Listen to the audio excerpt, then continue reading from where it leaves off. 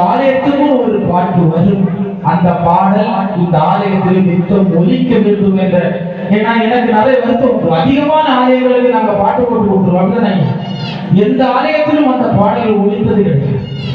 அவங்க பிடிச்ச பாட்டு தான் போடுவாங்க. தன்னுடைய ஆலயத்திலும் ஒரு பாட்டு இருக்க போடுவோம் என்று எந்த ஆலயத்திலும் இருந்தது கிடையாது. அதனாலதான் நிறைய பேர் சில ஆலயங்களுக்கு பாடல் போட்டு கொடுக்கறதுக்கு மடிக்கிறேன். ஒரு பாட்டு போடணும்னா 15,000 ரூபாய் செலவாகும்.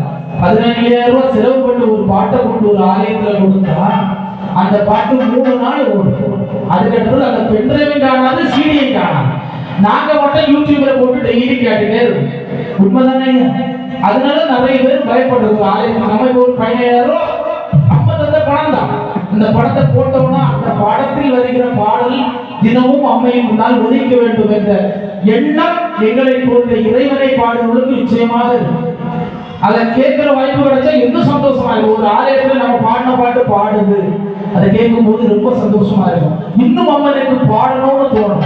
அதனால சரி, படித்த வருடம் கட்டிங்குவாக ரெடியாகும். நீங்க போடணும். இந்த பெண்கள் எல்லாம் நிறைய இருக்கீங்க. எல்லா வருஷமும் இங்க வந்தா ஒரு கும்மி பாட்டு போடுவோம். கும்மி எல்லாம் அனுப்பிட்டு இப்ப டைம் ஆயிடுச்சு, 10 மணி வரை தான் நடத்தணும் அப்படின்னு சொல்லிட்டு நமக்கு பெர்மிஷன் கொடுத்துருக்கு. 10 மணி நெருங்க போகும். இந்த வருஷமும் ஒரு கும்மி பாட்டு இல்லாம போனா சரி. கும்மி பாட்டுனா கும்மி அடிக்க. கும்மி அடிப்பீங்களா? கும்மி அடிக்க வாங்க. கும்மி அடிக்க வாங்க. இங்க பாருங்க, வீடியோ எல்லாம் எடுக்க. நீ கும்மி அடிக்கிறியா?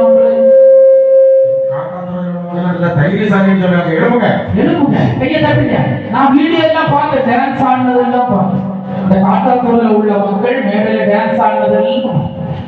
அதே போல எங்களுக்கு ஒரு கும்மி பாட்டை கும்மி அடிச்சு வாங்க வாங்க எழுப்புங்க. பாரு சொன்னா கேளு.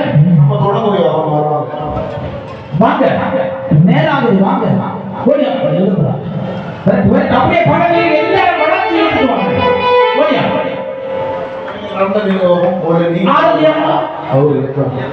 அவங்க மேலதான் ஆடுவாங்க. சரி வாசிங்க சார், வாசிங்க.